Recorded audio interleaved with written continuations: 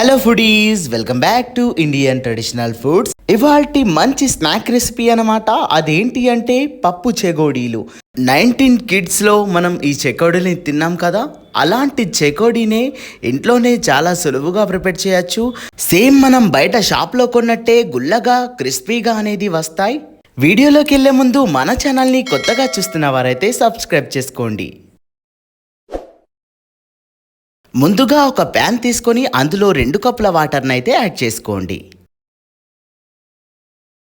ఇప్పుడు ఆ వాటర్లోనే 1/2 స్పూన్ వరకు పసుపునైతే యాడ్ చేసుకోండి. ఆ తర్వాత 1 స్పూన్ వరకు కారాన్ని అయితే యాడ్ చేసుకోండి. అందులోనే రుచికి సరిపడా కొంచెం ఉప్పునైతే యాడ్ చేసుకోండి. నేను ఇప్పుడు వాటర్ తీసుకున్న కప్పుతోనే 1 కప్పు వరకు బియ్య పిండిని అయితే యాడ్ చేసుకుంటున్నాను. అందులోనే చిన్న కప్పు వరకు మైదా పిండిని అయితే యాడ్ చేసుకోవాలి. ఇప్పుడు అదంతా 2 మిక్స్ అయ్యే వరకు మనం కలుపుకోవాలి. ఎందుకంటే ఇది చల్లారాక మాత్రం పిండి అనేది పర్ఫెక్ట్గా రాదు. నేను ఇక్కడైతే స్టవ్ అనేది ఆఫ్ చేసి నేను కలుపుతున్నాను, గుర్తుపెట్టుకోండి. చెకోడీలు మంచి రంగు రావడానికి నేను ఇక్కడ రెడ్ కలర్ ఫుడ్ కలర్ని అయితే యాడ్ చేసుకుంటున్నాను. ఇష్టం లేని వారైతే స్కిప్ చేయవచ్చు. ఇప్పుడు ఇలా కొంచెం నార్మల్గా గోరువెచ్చగా ఉన్నప్పుడే కొంచెం 1 స్పూన్ వరకు ఆయిల్ని యాడ్ చేసి చక్కగా ప్రెస్ చేసుకోండి.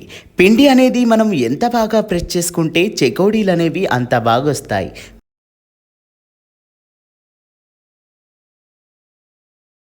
నేను ఇక్కడ వీడియోలో చూపిస్తున్న విధంగా పిండి ఉండేలాగా చూసుకోండి. పిండి ఆరిపోకుండా మూతనైతే పెట్టేసి పక్కన పెట్టుకుందాం. ఆ తర్వాత 1 గంట పాటు నానబెట్టుకున్న శనగపప్పును తడి లేకుండా ఒక గుడ్డలో కానీ క్లాత్తో కానీ తుడుచుకోండి.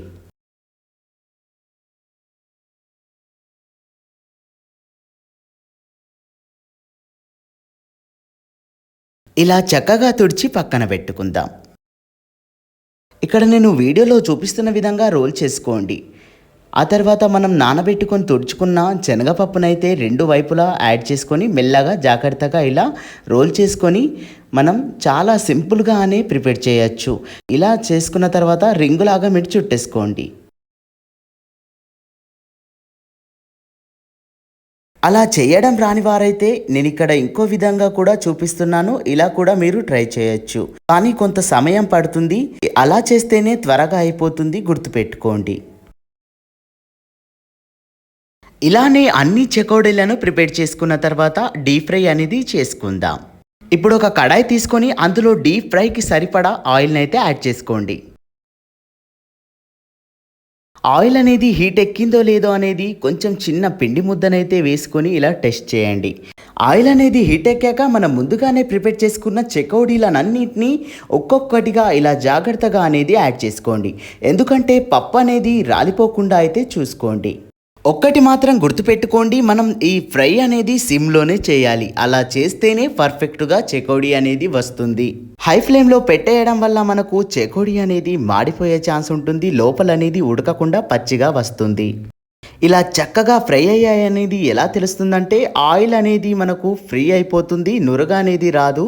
అప్పుడు మనం చెకోడీలు అనేది పర్ఫెక్ట్గా రెడీ అయిపోయినట్టే పక్కకు అనేది తీసుకోవాల్సిందే. అంతే, ఎంతో సింపుల్గా అనేది ఇంట్లోనే ప్రిపేర్ చేయొచ్చు.